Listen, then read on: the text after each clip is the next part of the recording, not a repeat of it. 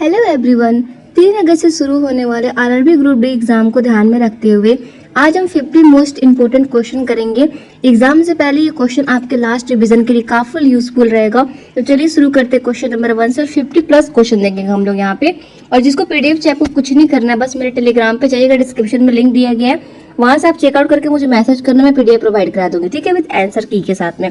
तो question number 1 क्या पूछता है कि इनमें से कौन सी संरचनात्मक विशेषता असंतुलित कार्बन यौगिक के बीच अभिक्रियाशीलता में योगदान करती है? तो कौन सी? तो याद रखिए यहाँ पे असंतुलित कार्बन यौगिक जैसे कौन होते हैं, एल्कीन और एल्काइन में कार्बन परमाणुओं के बीच द्विआबंध यानी कि डबल बॉन्ड या त्रिआबंध यानी कि ट्रिपल बॉन्ड पाए जाते हैं। ठीक है, क्या पाया जाता है यहाँ पे?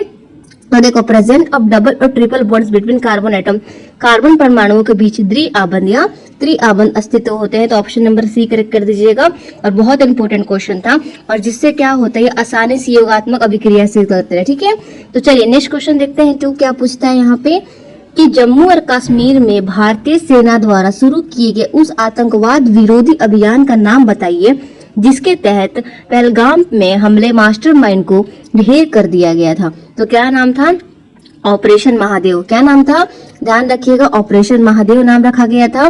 चलिए आगे बढ़ते हैं नेक्स्ट क्वेश्चन के साथ में। देखते हैं थर्ड नंबर क्या पूछता है कि मार्च 2025 में किस राज्य सरकार ने 25 से 26 के दौरान 5000 हेक्टेयर क्षेत्र में वन रोपण करने की घोषणा की थी? तो कौन से स्टेट में? तो ध्यान रखना कि हिमाचल प्रदेश की सरकार ने मार्च 2025 में पर्यावरण संरक्षण और हरित आवरण को बढ़ावा देने के लिए उसके उद्देश्य में क्या किया था? 25 और 26 के दौरान राज्य में कुल 5000 हेक्टेयर भूमि पर व्यापक वन रोपण करने की नीतिगत घोषणा की थी। तो यहाँ पे चुपचाप आप लोग हिमाचल प्रदेश में लगा दीजिएगा, एसपी पे लगा दीजिएगा। चलिए आगे बढ़ते क्वेश्चन नंबर देखते हैं 4। एक समान त्वरित गति के लिए वेग समय ग्राफ के बारे में निम्नलिखित में कौन सा कथन सत्य है पूछ रहा है। तो देखो, एक समान त्वरित गति यानी कि आपका जो वेग का समांतराल समान रूप से बदलता है, इसलिए वेग और समय के बीच खींचा गया ग्राफ हमेशा सीधी होती है। तो कैसे? तो लीनियर होती है, सीधी होती है, जिसका ढाल वर्तन को प्रदर्शित करता है। तो ऑप्शन नंबर क्या हो जाएगा? The graph is a straight line. Graph एक त्रिभुज रेखा यानी कि सीधी रेखा होता है। Option number B is correct. चलिए नेक्स्ट क्वेश्चन देखते हैं 5। ये भी क्वेश्चन बहुत इंपॉर्टेंट था। देखिए पूछता है यहाँ पे कि प्रतिबंधित सीपीआई यानी कि माओवादी के वरिष्ठ सदस्य मिसिर बेशरा को जुलाई 2026 में किस राज्य से गिरफ्तार किया गया था? तो उनको गिरफ्तार किस राज्य से किया गया था पूछ रहा है। तो प्रतिबंधित संगठन सीपीआई माओवादी के शीर्ष और वरिष्ठ सदस्य मिसिर बेशरा जिनका नाम था, उनको जुलाई 2026 में सुरक्षा बल द्वारा झारखंड राज्य के जंगलों से एक विशेष अभियान के दौरान क्या किया था? गिरफ्तार करने की बड़ी सफलता प्राप्त हुई थी। तो ऑप्शन नंबर बी करेक्ट हो जाएगा, झारखंड। ठीक है, चलिए नेक्स्ट क्वेश्चन देखते हैं। और 6 नंबर पे आ गए हम लोग। किस अंतर्राष्ट्रीय एजेंसी ने जुलाई 2025 में भारत के डोपिंग विरोधी कानून में संशोधनों को लेकर चिंताएं व्यक्त की थी? तो देखो, विश्व डोपिंग विरोधी एजेंसी, जिसको लोग वाडा बोलते हैं, जुलाई 2025 में भारत के राष्ट्रीय डोपिंग विरोधी कानूनी के कुछ संसदों पे आपत्ति जताई थी, जिन्हें वाडा ने चिंता व्यक्त की थी। और ये संशोधन वैश्विक डोपिंग विरोधी मानदंडों का पूर्णतः अनुकूल नहीं था। तो ऑप्शन नंबर क्या हो जाएगा? विश्व डोपिंग विरोधी एजेंसी। ठीक है, चलिए आगे बढ़ते हैं। क्वेश्चन नंबर नेक्स्ट को देखते हैं 7। निम्नलिखित में से कौन सा विकल्प प्रदत्त 3 अवस्थाओं में कणों के बीच आकर्षण शक्ति को सही ढंग से दर्शाता है? तो ध्यान दीजिएगा, यहाँ पे हमारा आंसर क्या हो जाएगा? हमारा आंसर ऐसे होगा। देखो, पहले हमारा क्या हो जाएगा यहाँ पे? गैस, द्रव और ठोस। गैस, उससे बड़ा द्रव, फिर उसके बड़ा क्या? ठोस। ठीक है, तो ऑप्शन नंबर करेक्ट कर लीजिएगा बी यहाँ पे। ये भी क्वेश्चन बहुत इंपॉर्टेंट है, सॉलिड, लिक्विड और गैस, सॉलिड, लिक्विड। ठीक है, चलिए क्वेश्चन नंबर आते हैं यहाँ पे 8 के साथ में।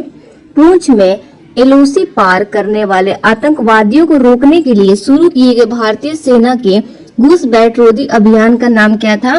तो ध्यान रखना कि उस अभियान का नाम था ऑपरेशन शिव शक्ति। क्या था?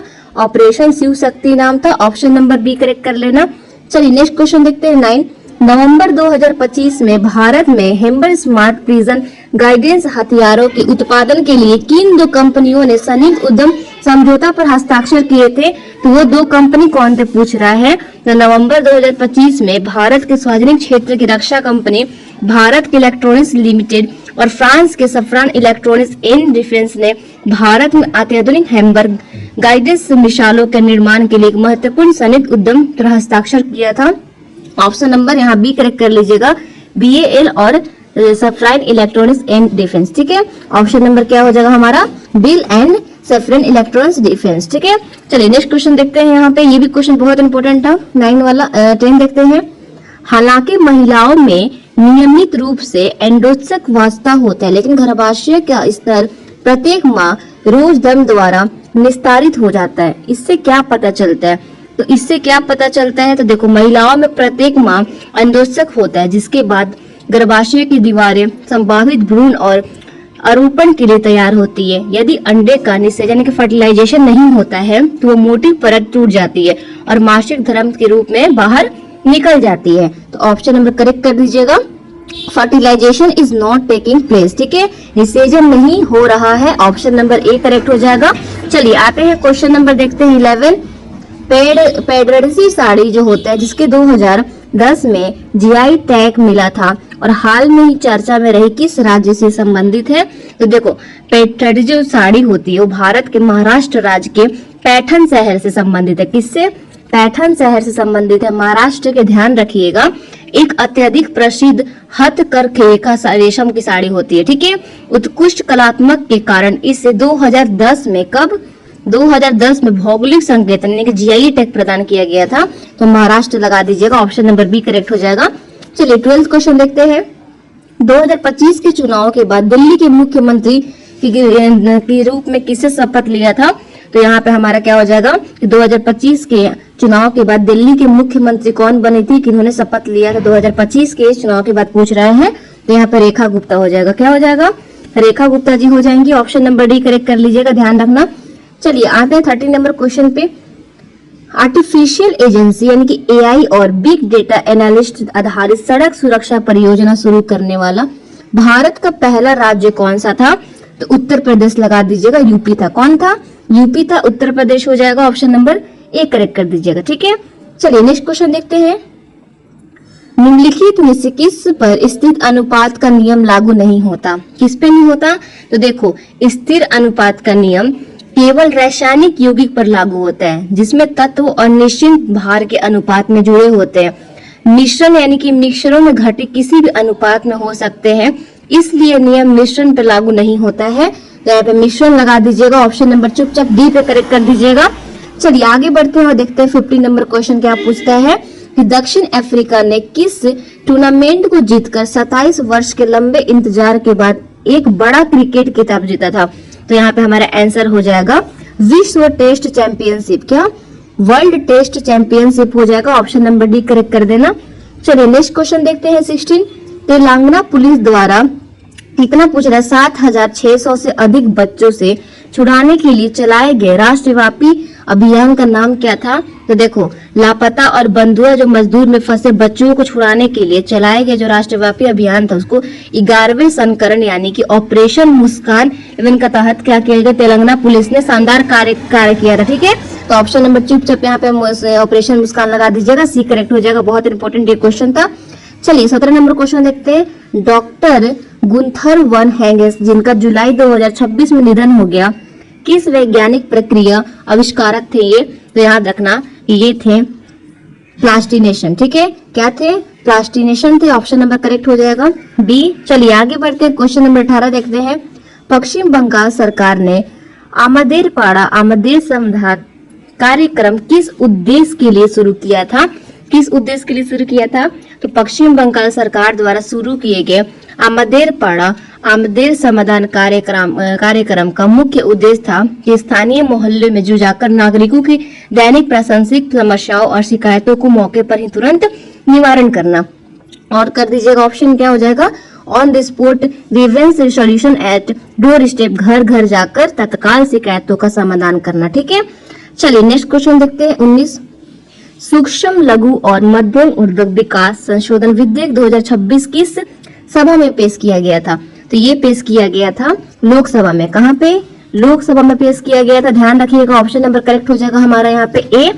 चलिए नेक्स्ट क्वेश्चन देखते हैं। 20 जून 2025 में स्पेम्स चेन को क्रेडिट कार्ड कॉल पर अंकुश लगाने के लिए आरबीआई ने किस सरकारी निकाय के साथ साझेदारी की थी? तो किसने की थी? तो ये किया था भारतीय दूरसंचार नियामक प्राधिकरण। ठीक है, ऑप्शन नंबर ए करेक्ट हो जाएगा। बहुत इंपॉर्टेंट ये क्वेश्चन है, ध्यान दीजिएगा। चलिए आते हैं 21 नंबर क्वेश्चन देखते हैं। पारंपरिक रूप से इलेक्ट्रॉनों के प्रभाव को देखते हुए विद्युत परिपथ में विद्युत धारा का निर्दिष्ट दिशा कैसी होती है? तो ये कैसी होती है? तो विद्युत परिपथ में पारंपरिक विद्युत धारा की दशा हमेशा ऋणात्मक यानी कि निगेटिव आवश्यकता इलेक्ट्रॉन के बहाने की दिशा से ठीक विपरीत ऑपोजिट से क्या होती है, अर्थात धनात्मक सिरे से ऋणात्मक सिरे की ओर मानी जाती है। ठीक है, तो ऑप्शन नंबर यहाँ पे opposite to flow of electrons, electron के प्रभाव के विपरीत लगा दीजिएगा, सी करेक्ट हो जाएगा। क्या हो जाएगा? सी करेक्ट हो जाएगा। विद्युत परिपथ में पारंपरिक विद्युत धारा की दिशा हमेशा ऋणात्मक यानी कि निगेटिव आवश्यक इलेक्ट्रॉनों के बहाने के दिशा में ठीक विपरीत यानी कि ऑपोजिट अर्थात धनात्मक सिरे से ऋणात्मक सिरे की ओर मानी जाती है। ऑप्शन नंबर क्या हो जाएगा हमारा? सी हो जाएगा, opposite to flow of electrons. ठीक है, चलिए क्वेश्चन नंबर आज 22 में क्या पूछता है कि भारत में प्रस्तावित ब्राउन रिवॉल्यूशन 2.0 ब्राउन रिवॉल्यूशन 2.0 का मुख्य ध्यान किस पर है? किस पर है? तो भारत में शुरू की गई ब्राउन रिवॉल्यूशन 2.0 का मुख्य उद्देश्य मिट्टी बिगड़ते स्वास्थ्य को बहाल करना, जैविक कार्बन बढ़ाना तथा फसल अवशेषों को अन्य कृषि अपशिष्टों को वैज्ञानिक एवं कुशल प्रबंधन करना था। ऑप्शन नंबर क्या हो जाएगा हमारा? मृदा स्वास्थ्य सुधार और कृषि अवशिष्ट प्रदान। ठीक है, चलिए नेक्स्ट क्वेश्चन देखते हैं।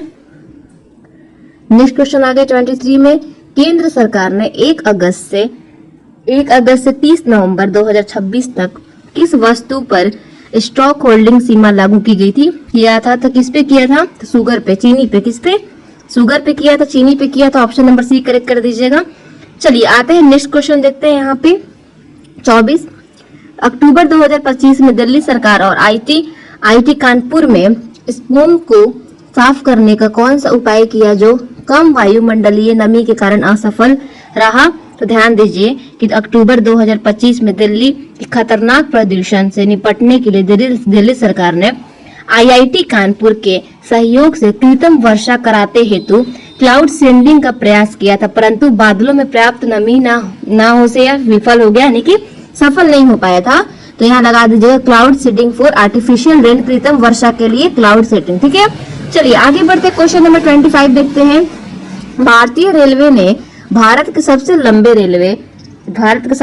रेलवे क्या वायडक्ट कटनी ग्रिड सेपरेटर का निर्माण कहाँ चालू किया था? तो कहाँ पे चालू किया था?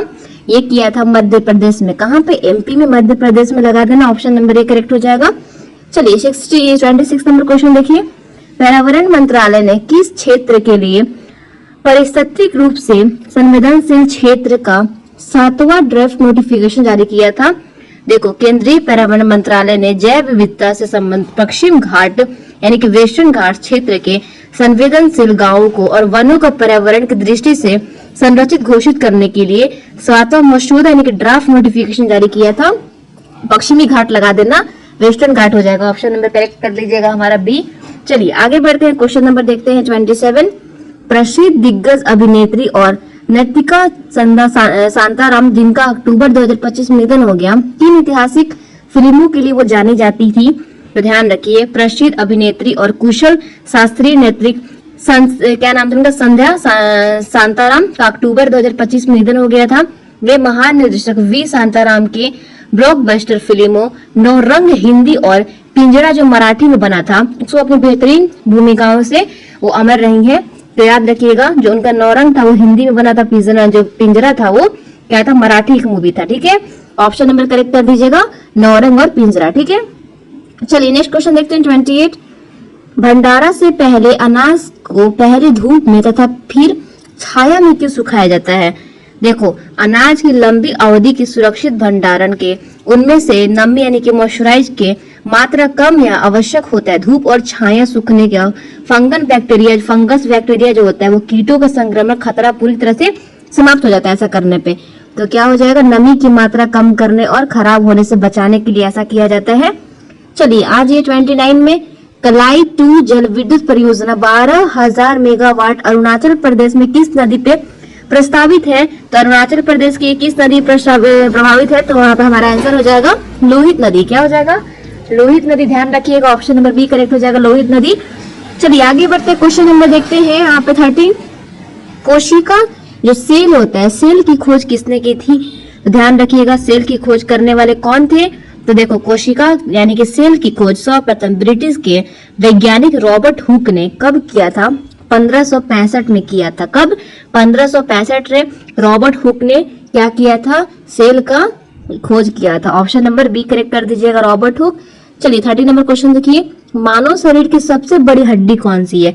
मानव शरीर की सबसे लंबी और सबसे मजबूत जो हड्डी है उसको फीमर बोलते हैं। क्या बोलते हैं, फीमर बोलते हैं। ऑप्शन नंबर करेक्ट कर दीजिएगा, बी पे फीमर हो जाएगा।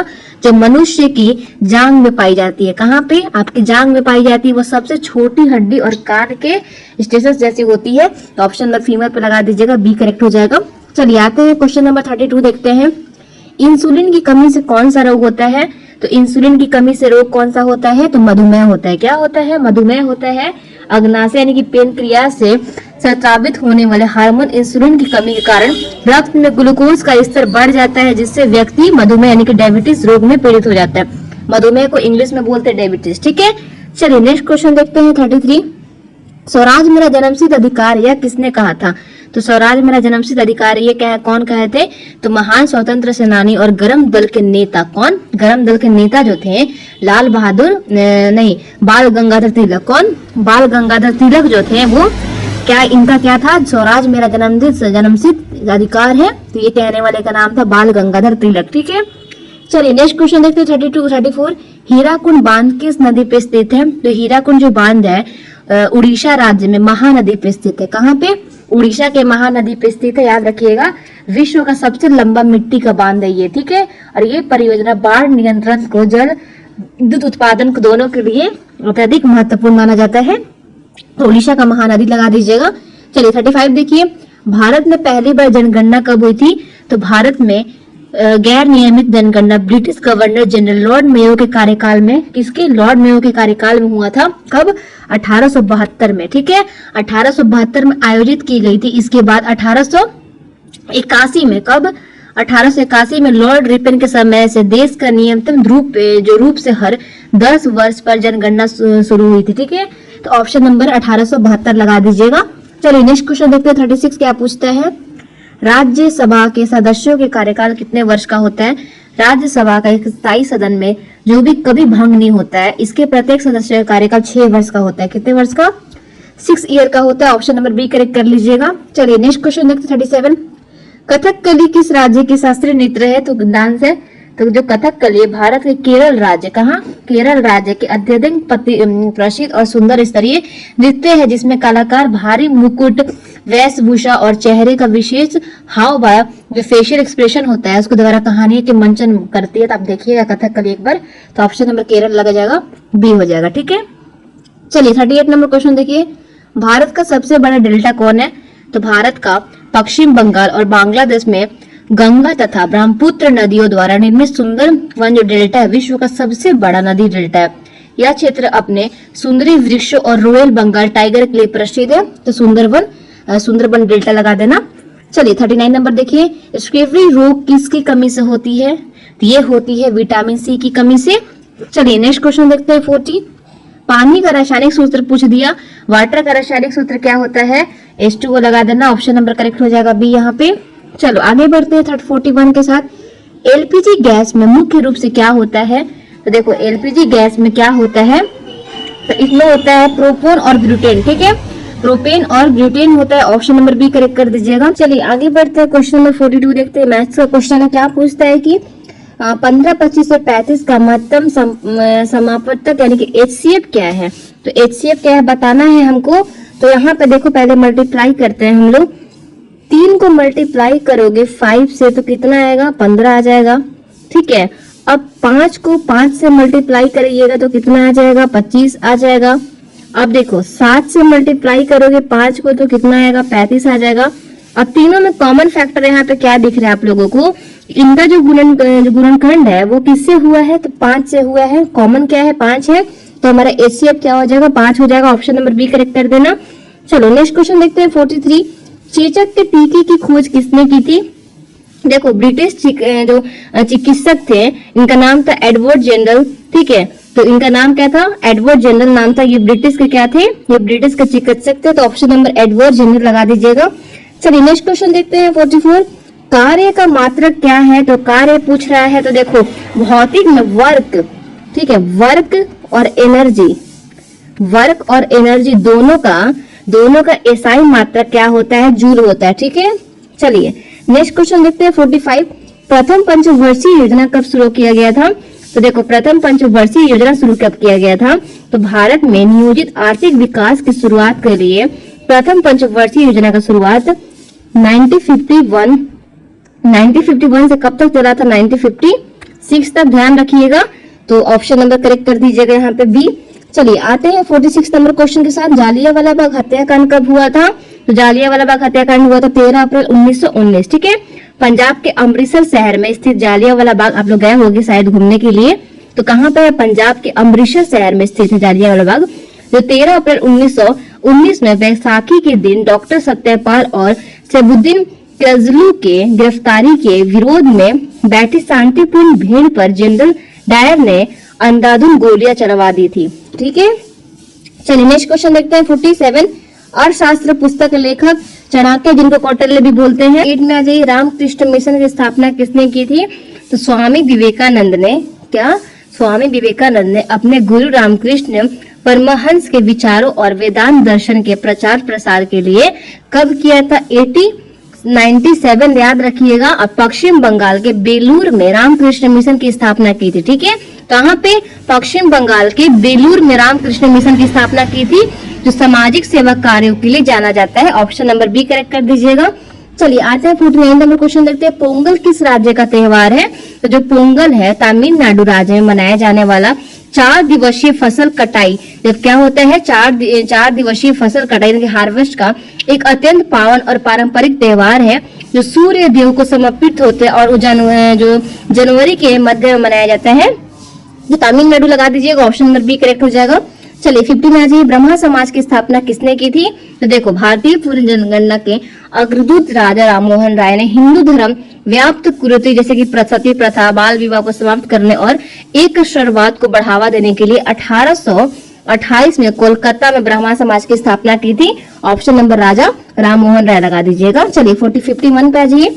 न्यूटन की गति का पहला नियम क्या कहलाता है, तो न्यूटन की गति का प्रथम जो नियम है, पहला जो नियम है, उसके अनुसार कोई वस्तु यदि विराम अवस्था में है या एक समान गति में है तो वैसी ही रहेगी जब तक उस पर भारी बल न लगे। इसे जड़ तत्व का नियम यानी कि लॉ ऑफ इंटीरियर या गैलीलियो के नियम भी कहते हैं। तो जड़ तत्व का नियम लगा दीजिएगा, ऑप्शन नंबर बी करेक्ट हो जाएगा।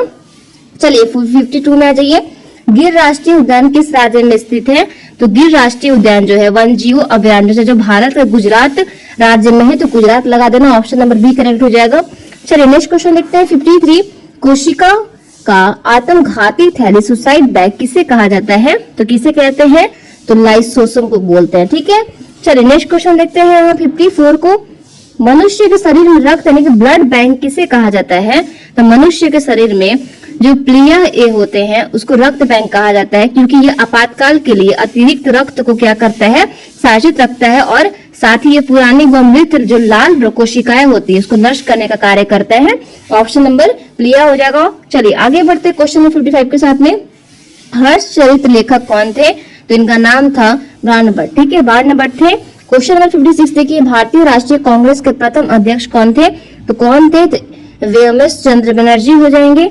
क्वेश्चन नंबर 57 पे आ जाता है। मिश्रित अर्थव्यवस्था, मिक्स्ड इकोनॉमिक्स का अर्थ क्या होता है, तो क्या होता है, तो मिश्रित अर्थव्यवस्था वो आर्थिक प्रणाली है जिसमें सरकार द्वारा संचालित सार्वजनिक क्षेत्र पब्लिक सेक्टर तथा व्यक्तिगत स्वामित्व वाले निजी क्षेत्र प्राइवेट सेक्टर दोनों साथ मिलकर देश के विकास में सह अस्तित्व रखते हैं, और भारत का उत्तम उदाहरण भी है। कौन? पब्लिक सेक्टर, और जहाँ प्राइवेट सेक्टर क्या करते हैं, दोनों एक साथ मिलकर देश के विकास में अस्तित्व रखते हैं। ठीक है, तो बी हो जाएगा सार्वजनिक और निजी क्षेत्र का अस्तित्व। ठीक है, चलिए 58 में आ जाइए। राष्ट्रीय आय का आकलन भारत में कौन करता है? तो ये करते हैं केंद्रीय संघीय संगठन CSO। ठीक है, चलिए नेक्स्ट क्वेश्चन देखते हैं 59। वायुमंडल की सबसे निचली परत कौन सी है? तो वायुमंडल की सबसे निचली परत कौन सी है? तो देखो इसको बोलते हैं स्ट्रोम मंडल। ठीक है, चलिए नेक्स्ट क्वेश्चन देखते हैं 60। ये भी क्वेश्चन बहुत इंपॉर्टेंट है। पीत का निर्माण शरीर के किस अंग में होता है? तो देखो पीत रस, जो जिसको बिल जूस भी बोलते हैं, उसका उत्पादन सर्वत्र मानव शरीर के सबसे बड़ी ग्रंथि यानी कि लीवर द्वारा किया जाता है। ठीक है, परंतु अस्थायी रूप से पित्ताशय में जाकर जमा और सांद्रीय होता है। यह वसा के पाचन में मदद करता है। यकृत लीवर पे लगा दीजिएगा, ऑप्शन नंबर बी करेक्ट हो जाएगा। नेक्स्ट क्वेश्चन देखिए 61। लोहे पर जंग लगना किसका उदाहरण है? तो लोहे पर जंग लगना एक रासायनिक परिवर्तन जो नमी और ऑक्सीजन की उपस्थिति में लोहे के ऑक्सीकरण को क्या करता है? ऑक्सीकरण के कारण होता है, जिससे लोहे सतह पर भूरे रंग के फेरी ऑक्साइड की परत में जम जाती है। ऑक्सीकरण लगा दीजिएगा। चलिए नेक्स्ट क्वेश्चन देखते हैं 62। फाहियान किसके शासनकाल में भारत आया था? तो देखो फाहियान जो था प्रसिद्ध चीनी बौद्ध भिक्षु फाहियान, जो 5वीं शताब्दी के शुरुआत में गुप्त वंश के महान जो सम्राट चंद्रगुप्त थे। कौन? सम्राट चंद्रगुप्त द्वितीय के, जिन्हें विक्रम आदित्य के नाम से भी जाना जाता है, उनके शासनकाल में बौद्ध ग्रंथों की खोज में भारत आया था। ठीक है, चंद्रगुप्त द्वितीय, विक्रम आदित्य इनको बोलते हैं।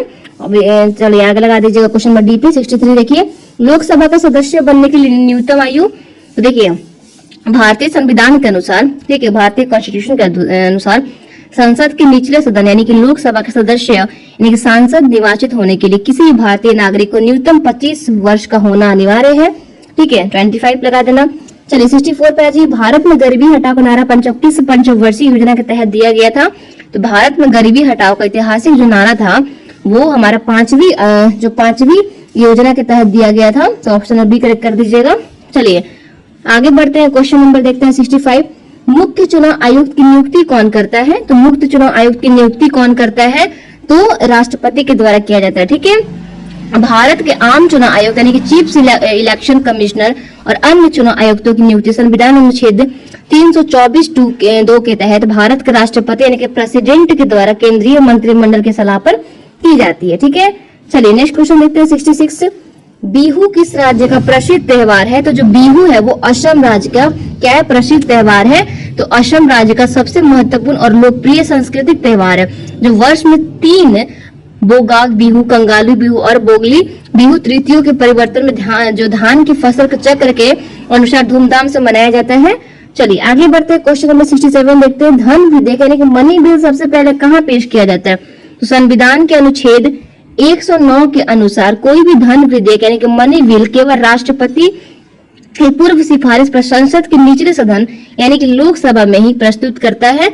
इससे राज्यसभा में पहले पेश नहीं किया जा सकता है। तो ऑप्शन नंबर क्या हो जाएगा? लोकसभा। ठीक है, चलिए क्वेश्चन नंबर आज यहाँ पे 68। ये हमारा बहुत इंपॉर्टेंट क्वेश्चन है। वित्त आयोग का गठन संविधान के किस अनुच्छेद के तहत होता है? तो ये होता है अनुच्छेद 280। ठीक है, आर्टिकल 280 हो जाएगा। ऑप्शन नंबर करेक्ट कर दीजिएगा बी। चलिए 69 नंबर देखिए। सूचना का अधिकार RTI अधिनियम कब पारित हुआ? RTI पूछ रहे हैं। तो ये पारित हुआ था 2005 में। कब हुआ था? 2005 में। नेक्स्ट क्वेश्चन देखिए 70 पे आगे हम लोग। भारत में श्वेत क्रांति के जनक कौन कहलाते हैं?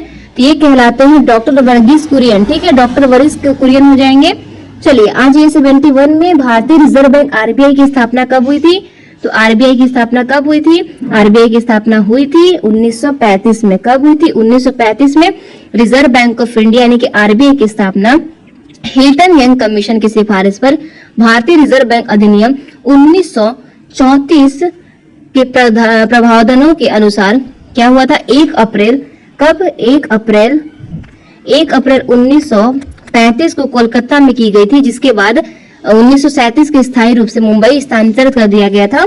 यहाँ पे ऑप्शन नंबर ए करेक्ट हो जाएगा 1935। चलिए 72 पे आ जाइए। भारत का एकमात्र सक्रिय ज्वालामुखी कहाँ स्थित है? तो ये स्थित है बेरन द्वीप में। ठीक है, भारत की नहीं बल्कि संपूर्ण दक्षिण एशिया का एकमात्र सक्रिय यानी कि एक्टिव ज्वालामुखी अंडमान और निकोबार द्वीप के समूह के पूर्व स्थित बेरन द्वीप पर स्थित है, जिसमें हाल के वर्षों भी उद्गार रेखा देखा गया है। तो ऑप्शन नंबर बी करेक्ट कर दीजिएगा बेरन द्वीप। चलिए 73 में आ जाइए। नीति आयोग की स्थापना कब की गई थी नीति आयोग की स्थापना? ये बहुत इंपॉर्टेंट क्वेश्चन है, ऑप्शन नंबर लगा दीजिएगा यहाँ पे। देखो, भारत द्वारा 65 वर्ष पुरानी योजना आयोग यानी कि प्लानिंग कमीशन के स्थान पर एक थिंक टैंक के रूप में 1 जनवरी 2015 को नीति आयोग की स्थापना किया गया था। तो यहाँ पे देखो, राष्ट्रीय, अगर पूछेगा कि राष्ट्रीय भारत की परिवर्तन संस्था कौन करते हैं इनकी, तो स्थापना है, जिसके वेतन अध्यक्ष कौन होते हैं पूछेगा तो पीएम होते हैं, प्रधानमंत्री होते हैं भारत के। चलिए 74 पे आ जाइए। तराइन का प्रथम युद्ध किनके बीच हुआ था? तो ये हुआ था पृथ्वीराज चौहान और मोहम्मद गौरी के बीच में, ध्यान रखिएगा। 75 में आ जाइए। संविधान के किस भाग में नीति निर्देशक तत्व वर्णित है? तो संविधान के ये भाग 4 में है, भाग 4 में है। ऑप्शन नंबर करेक्ट कर लीजिएगा, बी। चलिए नेक्स्ट क्वेश्चन देखते हैं। 76 दक्षिण भारत का सबसे ऊंची चोटी कौन सी है? तो इसका नाम है अन्नायु मुड्डी, ठीक है। चलिए नेक्स्ट क्वेश्चन देखते हैं। यहाँ पे 77 क्या पूछते हैं? देखो 77 का क्वेश्चन देखो, ब्लैक पेगोडा का नाम से कौन सा मंदिर जाना जाता है? तो ये क्वेश्चन आपके लिए होमवर्क है, ठीक है, होमवर्क है। ये आप मुझे कमेंट बॉक्स में बताइएगा। तो बहुत इंपॉर्टेंट क्वेश्चन और आने का संभावना भी है। इसका आंसर मैं नहीं बताऊंगी, मैं बताऊंगी, आप मुझे कमेंट में बताना इसका आंसर क्या होगा। 77 आपके लिए होमवर्क है।